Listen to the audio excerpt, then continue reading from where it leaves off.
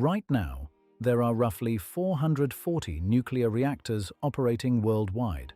Every single one of them needs a constant supply of coolant water, monitored by humans, adjusted by humans, and shut down safely by humans if anything goes wrong.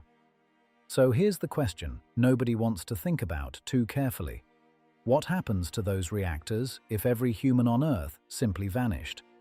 Not died, vanished. No bodies, no warning, no gradual decline, just gone. The answer starts a lot sooner than you'd think, and it's not the reactors that fail first. This thought experiment has been kicking around since at least Alan Weisman's 2007 book, and it's become one of the most searched hypotheticals online for good reason. It forces you to realize how much of the world we think of as permanent is actually on life support, kept alive minute by human maintenance. Take away the maintenance crews, and the timeline gets uncomfortable fast. Within the first hour, the most immediate change isn't dramatic. It's quiet. The background hum of civilization just stops. No engines, no air conditioning units, no conversation. But the infrastructure doesn't know we've left. Power plants are still burning fuel. The electrical grid is still distributing power. And here's the problem. The grid is a balancing act. Supply has to match demand almost exactly, and demand just dropped to nearly zero. Within about 2 to 4 hours, most fossil fuel plants trip their safety shutoffs as the grid destabilizes. Renewable sources, wind and solar, keep generating, but with nothing to absorb the power, the grid frequency goes haywire. Transformers overload, circuit breakers pop. By hour 6, most of the world is dark. Meanwhile, something quieter is happening underground. The pumps that keep subway systems, basements, and tunnels dry have stopped. In New York, the subway system requires constant pumping to hold back about 50 million liters of groundwater per day. That water is already rising. By dawn, the tunnels are flooding. After about 48 hours, most domestic pets locked indoors are in serious trouble. Dogs that can't escape will die of dehydration within 3 to 4 days. Cats last slightly longer. Livestock in factory farms, billions of chickens, pigs, cattle in confined feeding operations begin dying within the first week. It's not a gentle process. Outside, though, something else is happening. Animals that have spent centuries avoiding human spaces start testing the boundaries. Within the first week, deer wander into suburban streets. Coyotes move deeper into cities. Rats, no longer managed by pest control and still surrounded by enormous food supplies in supermarkets and warehouses, undergo a population explosion. By week 2, the fires start. Not everywhere at once, but lightning strikes hit buildings, dry vegetation presses against structures, and there's nobody to call the fire brigade. A single uncontrolled wildfire can burn through an entire suburb. In dry regions like California or southern Australia, the fires will be enormous. And then there's the nuclear question. Most reactors have automated shutdown systems that engage when operators stop responding. But the spent fuel pools, the cooling ponds where used fuel rods are stored, still need circulating water. When the backup generators run out of diesel, typically within a week or 2, those pools start heating up. If they boil dry, the fuel rods are exposed. They don't explode. They melt, crack, and release radioactive contamination into the surrounding area. A year in, and the planet looks noticeably different from the air.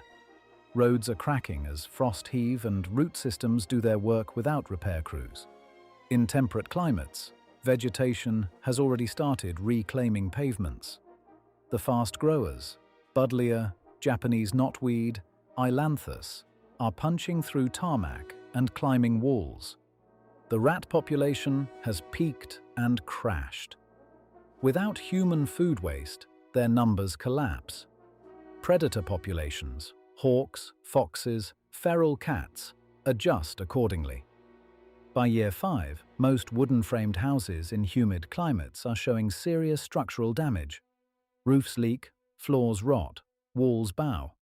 In Northern Europe and the American Northeast, freeze-thaw cycles are destroying masonry at an accelerating rate.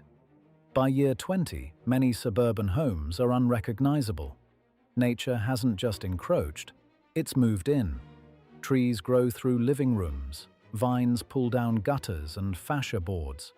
The neat boundary between built environment and wild has effectively dissolved.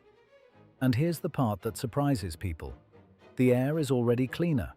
Within the first year, nitrogen dioxide levels plummet. Within 5 years, the ozone layer is measurably recovering. Within 20, CO2 concentrations have begun to noticeably decline as forests expand and oceans absorb the excess 100 years out. Most cities are forests. Steel-framed skyscrapers in humid climates have rusted through their structural members and collapsed. The glass towers went first. Curtain wall facades rely on sealant that degrades within decades. And once water gets into the steel skeleton, it's a countdown. Bridges are among the first major structures to fail completely. Suspension cables snap. Concrete decks crack and fall. The Golden Gate Bridge might last 200 years. Most highway overpasses won't make it to 100. By 500 years, almost every above-ground structure built after 1900 is gone. The things that survive longest are, oddly, the oldest. Stone cathedrals, Roman aqueducts, the Great Wall. Structures built from solid stone without steel reinforcement can last millennia if the foundations hold. 1,000 years on, and the planet has essentially reset. Forest cover approaches pre-agricultural levels. Megafauna, if enough breeding populations survive the initial chaos, have recolonized the continents. The oceans are teeming. 10,000 years from now, there are almost no visible signs that humans ever existed. The most durable evidence would be things like Mount Rushmore, which might remain recognizable for hundreds of thousands of years, and our radio signals, still expanding outward through space at the speed of light. A shell of sitcoms and Cold War broadcasts drifting past stars that have never heard of us. The uncomfortable truth buried in this thought experiment isn't about how fragile civilization is, though it is. It's about how fast the planet recovers without us. Every metric that matters – biodiversity, atmospheric composition, ocean health – improves almost immediately once we step out of the picture. The Earth doesn't need saving. It was fine before us, and it would be fine after. The question was never about the planet. It was always about whether we can figure out how to stay.